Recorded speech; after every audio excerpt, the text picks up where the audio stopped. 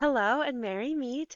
I'm Lady Tahila from the Coven of the Open Mind, and today you're watching Sabbaths 101. Hail and welcome.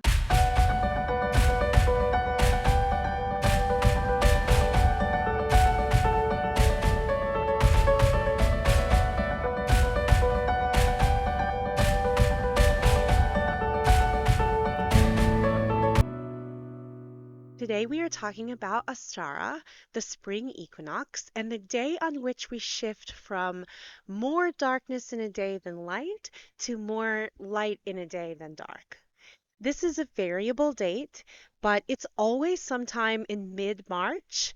It may vary from region to region as well, as it really should be the day that is the closest to equal day, equal night. For us this year, it is on 3/17, and we will have a ritual on YouTube Live, so stick around at the end of this for the details on that. Usually, Ostara falls on the 20th or 21st of March, and occasionally it comes early some years.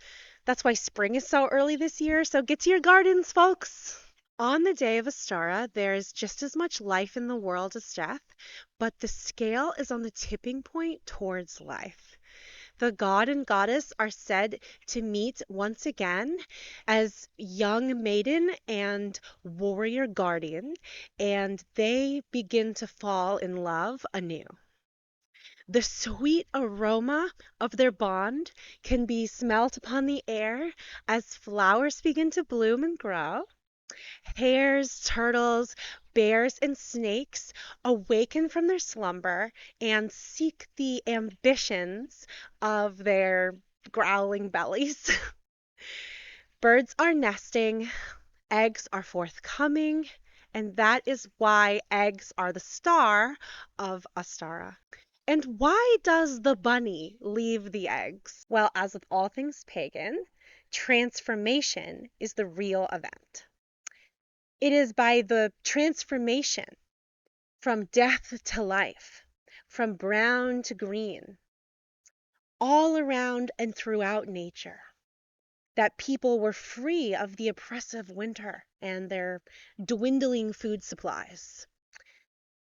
The greatest treats of all were the fresh, protein-rich eggs found hidden within every tree, in every rafter of every structure, everywhere one cared to look. The hare is a symbol of luck, and finding these treasures was seen to be luck driven. Astara arises from a goddess called Esther, and the hare is one of her symbols. In the 1800s, there was like a German guy called Adolf Holtzmann, and he speculated in print, I believe, about the middle modern German mythology that was sort of invented in the 1800s to explain the seemingly inextricable link between eggs and bunnies. He wasn't too far off. He imagined that it was because the goddess Esther had transformed a bird into a hare, and in thanks, he left everyone eggs with treats inside. And that misses some of the themes that many of us are aware of as witches that have been carried down. Because we know from our mothers and our grandmothers that the hare represents luck, and that the hare leads those who are brave enough and aware enough to see him and to follow him to great treasures. In this case, the egg takes on a symbolic meaning of learning and wisdom. And it is the wisdom of the hare that leads us to divinity. Through following the white rabbit down his long, dark rabbit hole, by being brave, persistent, and patient, and with a little luck, we too can find deeper meanings and mysterious lessons contained within what may appear to be ordinary experiences on the surface.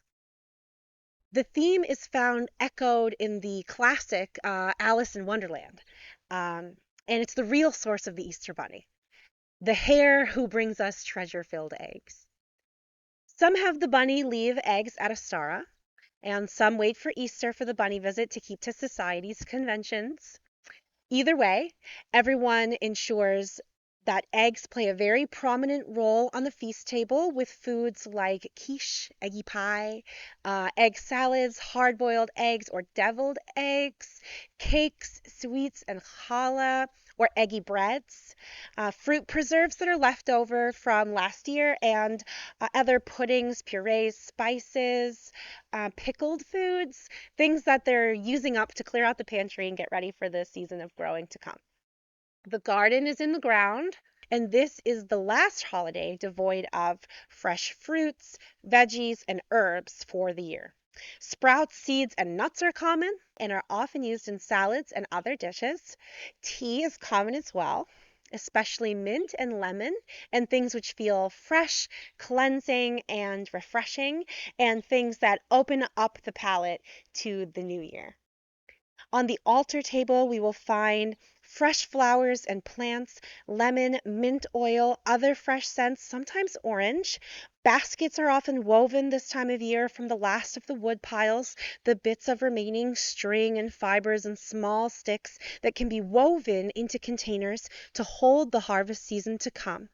Baskets feature on the altar as well, as do any egg-shaped, especially pastel crystals or actual eggs, which have been soaked in dye and decorated in elaborate ways.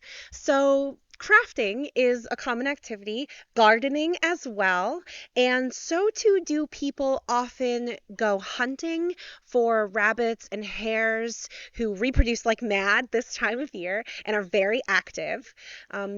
They believe that rabbit feet that are made this time of year are especially lucky and good for bringing fertility. Besides the hunting and gardening, just about any excuse to get outside is a great way to celebrate the day. The trees are budding, the shoots of summer flowers are growing up through the ground strong, there are fresh baby leaves on all the early bloomers, and even some spring flowers have already shown their lovely colors. So get outside, get some fresh air, and enjoy. Blessed Ostara season, blessed gardening, blessed return of life, and most of all, good luck. Merry Hearth to you on this, the very first day of spring. And from all of us here at the Covenant of the Open Mind, blessed be.